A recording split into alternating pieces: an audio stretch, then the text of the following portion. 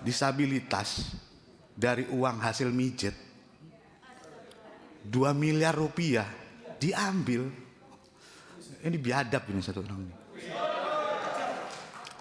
Oleh karena itu pimpinan tidak ada alasan untuk tidak segera menahan saudara ini, karena anggapan saya ketika memang nilainya triliunan itu adalah satu godaan ketika para APH ingin melaksanakan tugas secara netral.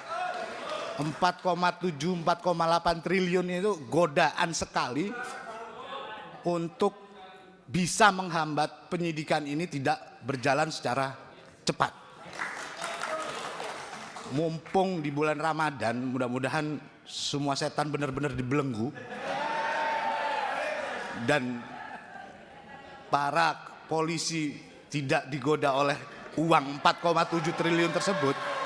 Saya minta, karena sudah 2 kali diperiksa, tidak mungkin tidak bisa ditangkap dan ditahan. Dan juga 17 Januari pun ini pun mengeluarkan lagi dari UMKM RI dengan tembusan Dinas Koperasi bahwa untuk melakukan penghentian kegiatan usaha koperasi. Dan ini pun masih berjalan juga sampai dengan bulan Maret, berarti dari Januari pun itu dilakukan pembantaran juga, sehingga tidak berjalan juga penutupannya. Pak Dirkrimsus, Bapak di sini kan sudah menjawab di rencana tindak lanjut. Saya sepakat dengan kawan-kawan semua. Di sini agak bingung juga, Pak. Sekarang kalau kepala cabangnya saja sudah ditetapkan sebagai tersangka, masa pimpinannya enggak? Ini menurut saya ini hanya logika dasar aja, karena kepala cabang saja sudah terbukti dan ini pun baru satu saja yang terbukti. Sedangkan sini korbannya pun hampir dari setiap kabupaten di Jawa Tengah. Dan juga ada juga di provinsi yang lain. Ini pasti ada indikasinya, tidak mungkin tidak ada, pasti ada siasat jahat yang sudah direncanakan oleh kepala organisasi tersebut, yaitu saudara Nicholas ini. Dugaannya seperti itu. Menurut saya yang paling penting di sini Bapak sudah melakukan rencana tindak lanjut dan ini harus segera, Pak. Bukan hanya rencana tapi harus tindak lanjut segera. Nah itu. Yang kedua, melakukan aset tracing. Aset tracing ini penting sekali. Tadi pun kawan-kawan sudah sampaikan, jangan sampai dana ini dialihkan ke luar negeri ataupun menghilang, menguap begitu saja. Dan ini pun harus segera dilakukan pemblokiran. Saya mendukung tadi sudah disampaikan oleh ketua, pemblokiran apabila pun ini sudah terbukti pun penahanannya pun harus segera dilakukan terhadap ketua koperasi tersebut. Dan yang paling terakhir pimpinan, karena ini memang hampir di setiap daerah, kami menyarankan ini juga bisa dikoordinasikan secara terpadu juga, mungkin oleh Bareskrim juga pimpinan, karena ada di setiap provinsi juga. Terima kasih pimpinan. Tadi Pak Bimantoro Wiono dari Partai Gerindra, berikutnya Pak Gus Abduh atau Gus Abdullah dari PKB, kami persilakan. Ya, terima kasih pimpinan. Yang terhormat pimpinan Komisi 3, yang saya hormati semua jajaran Polda Jateng yang diwakili oleh Dirkrimsus dan para korban. Kalau dari saya, karena kan kita ada KUHP baru terkait korporasi. Nah, ini bisa salah satunya masuk di Undang-Undang Pidana Korporasi. Kenapa? Karena pidana korporasi itu tidak menggugurkan pidana yang dilakukan oleh individu. Oleh karena itu, bayangan saya ketika korban, apalagi di poin ketiga ini, ya Allah, disabilitas korbannya. Disabilitas dari uang hasil mijet 2 miliar rupiah diambil. Ini biadab ini satu orang ini.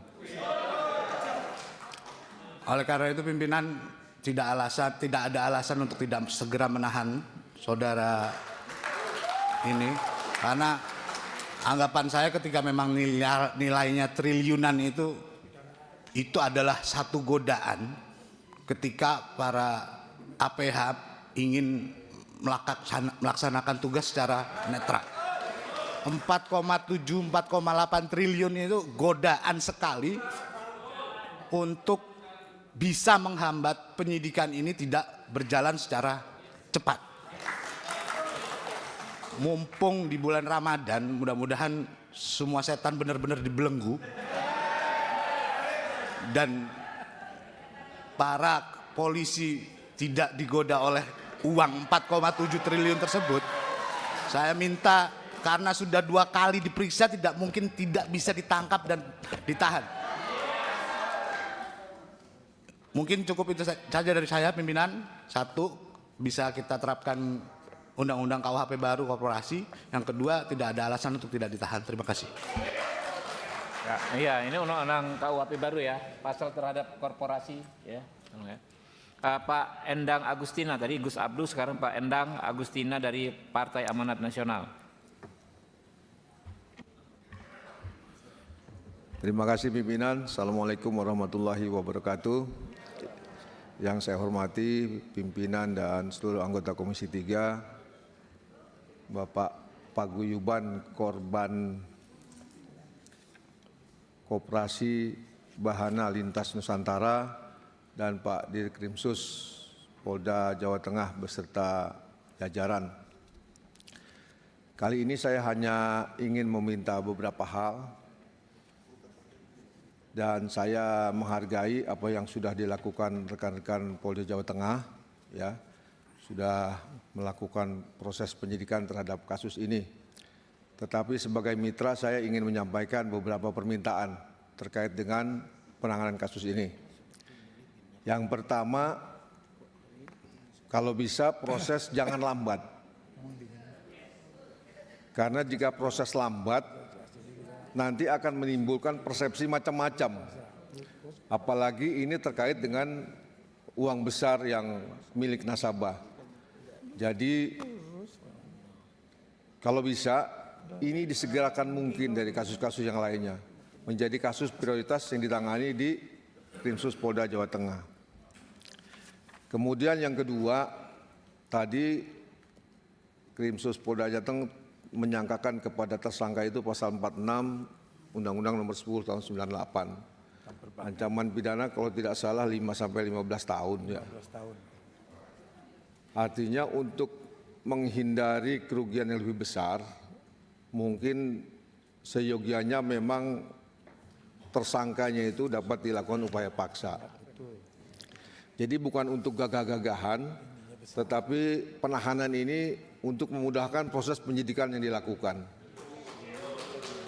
Misalnya kalau Pak Dir mau nyita barang buktinya, mau tracing aset, mungkin dengan informasi dari bosnya itu akan lebih mudah seperti itu ya. Karena kalau dari anak buahnya, dari staf-staf Kementerian UMKM yang kita harapkan ternyata juga belum memberikan keterangan, kita akan kesulitan. Tapi kalau Pak Nyotonya itu, Pak Nikolasnya yang kita amankan dulu, mungkin informasi banyak didapat yang bersangkutan. Saya kira itu aja Pak Pimpinan yang saya sampaikan. Terima kasih. Assalamualaikum warahmatullahi wabarakatuh.